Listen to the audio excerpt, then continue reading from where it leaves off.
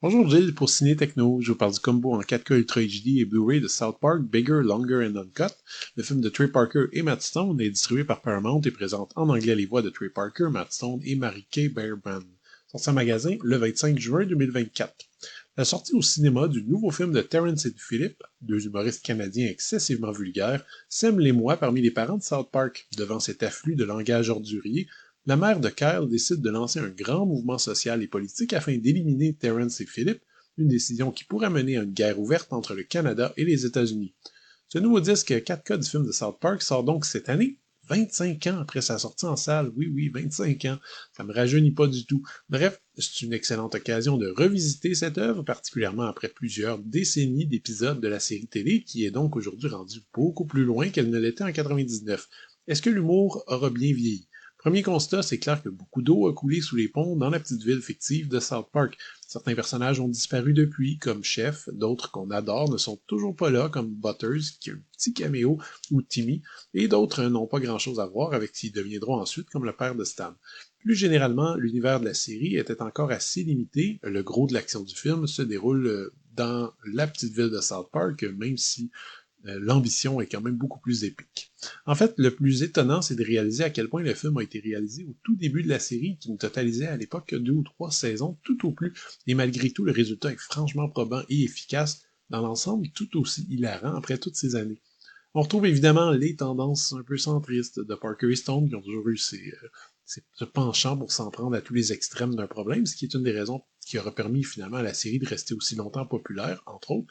Malgré l'évolution et les bouleversements sociaux qu'a reconnu la société américaine, au pire, cette tendance irrite un petit peu, parce que Parker et Stone évitent trop souvent de s'assumer clairement, préférant l'ambiguïté un peu facile au lieu d'oser prendre position, mais au mieux, ce parti pris donne d'excellents résultats comme South Park, Bigger, Longer and Uncut, un film chaotique et glorieux qui semble vouloir traiter de certains sujets importants comme la liberté de parole, la censure, l'oppression de la bien-pensance conservatrice, mais qui au final n'est qu'un doigt d'honneur assumé envers la MPAA, la fameuse association américaine chargée de classer et réguler les films en fonction de leur impact potentiel sur les jeunes.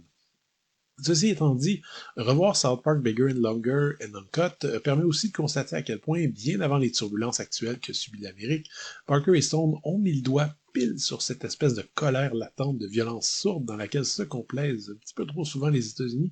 Cette volonté, par exemple, de mettre le blâme sur une menace étrangère, cette hantise latente d'une guerre du Golfe inaboutie, cette nécessité de protéger les esprits parfois contre leur gré, qui verra une sorte de proto-fascisme dans les décennies suivantes. Il y a très clairement dans ce film un brillant aperçu des racines de ce que deviendront les États-Unis ensuite, et c'est très intéressant à ce niveau-là.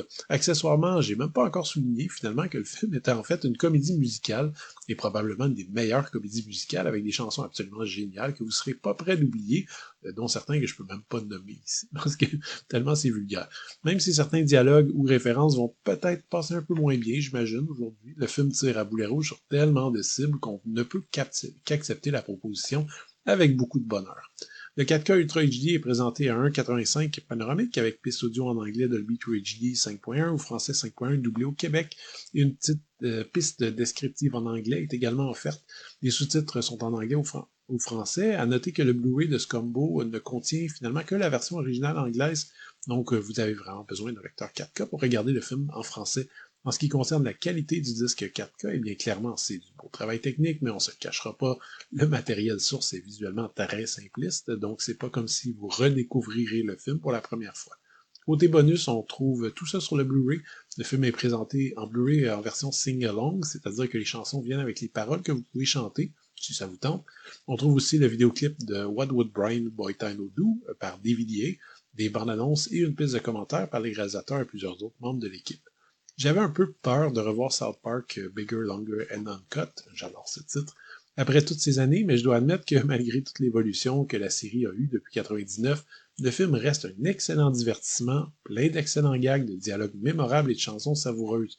Le disque en 4K ne sera probablement pas utilisé comme un démo technique, mais la qualité reste bonne et ça permet de dépoussiérer un peu une œuvre qui mérite pleinement d'être revisitée.